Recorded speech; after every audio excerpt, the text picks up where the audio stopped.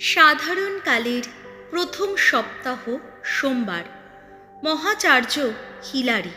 মহাচার্য সাধু Hillary France দেশের পোয়াতিয়ে নগরে 315 সালে একটি সম্ভ্রান্ত অখ্রিস্টান পরিবারে জন্ম হয়।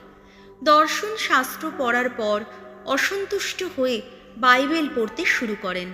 দীক্ষিত হবার পর পোয়াতিয়ের ধর্মপাল পদে নিযুক্ত হন। যীশুখ্রিস্ট যে সত্যিকারী ঈশ্বর, এই সত্যকে নির্ভীকভাবে প্রচার করেন।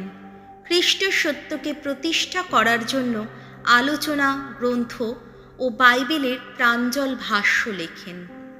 প্রথম পাঠ হিব্রুদের কাছে ধর্মপত্রের আরম্ভ, 1 অধ্যায়, পদ সংখ্যা 1 থেকে 6।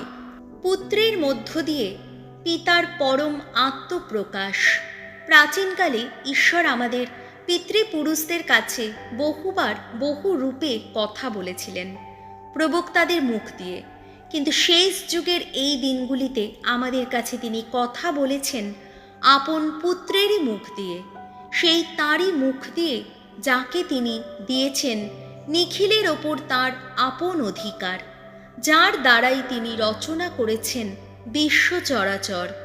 সেই পুত্র স্বয়ং পিতার মহিমা দীপ্তি, তাঁর স্বরূপের প্রতিরূপ তিনি, এবং আপন শক্তিশালী বাণীতে তিনি বিশ্বকে ধারণ করে আছেন।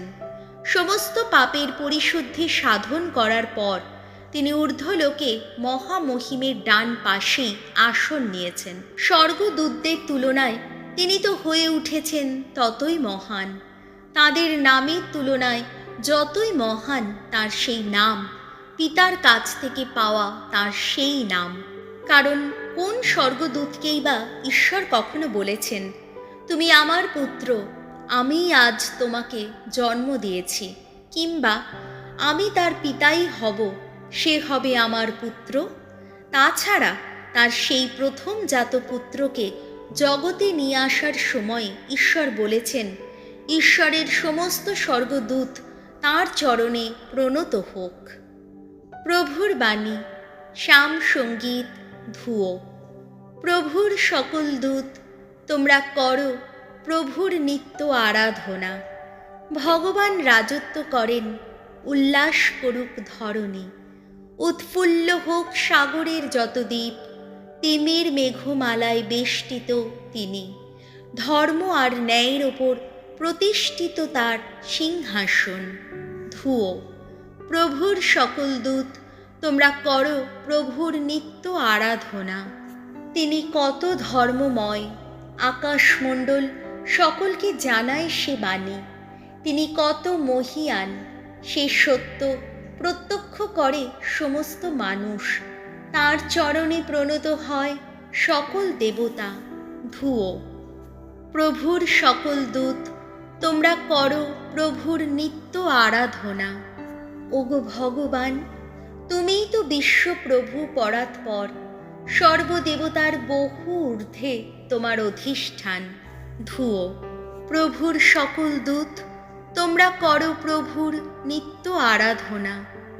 বাণী বন্দনা।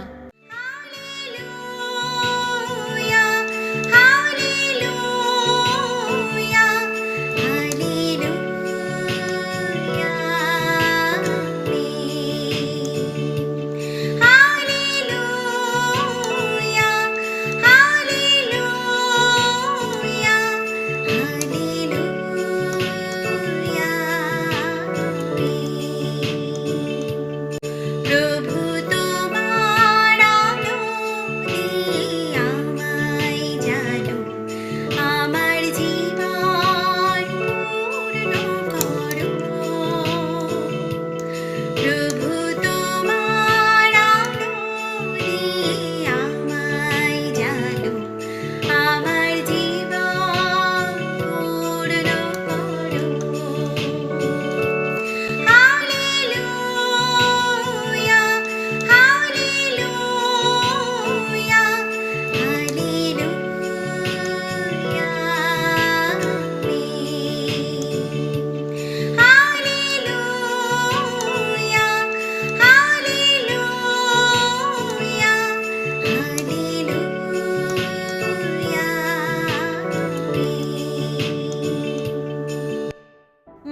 রচিত মঙ্গল সমাচার, 1 অধ্যায়, পদ সংখ্যা 14 থেকে 20।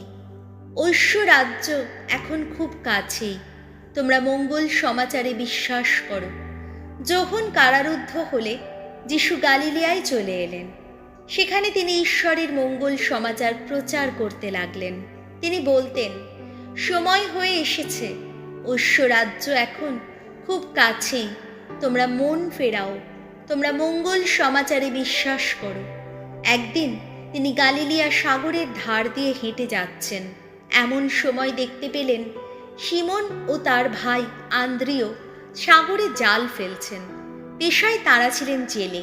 তিনি তাদের বললেন, তোমরা আমার সঙ্গে চলো, আমি তোমাদের করে তুলব মানুষ ধরা জেলে। আর তারা তো তখনই তাদের জাল ফেলে রেখে যিশুর সঙ্গে চললেন। আরও কিছু দূর এগিয়ে গিয়ে তিনি জেবেদের ছেলে যাকব ও তার ভাই যোহনকে দেখতে পেলেন। তারাও নৌকোয় ছিলেন, জাল সারাচ্ছিলেন। তখনই তিনি তাদের ডাকলেন, আর তারা পিতা জেবেদকে নৌকোয় মজুরদের সঙ্গে রেখে যিশুর সঙ্গে চললেন। প্রভু যিশুর মঙ্গল সমাচার।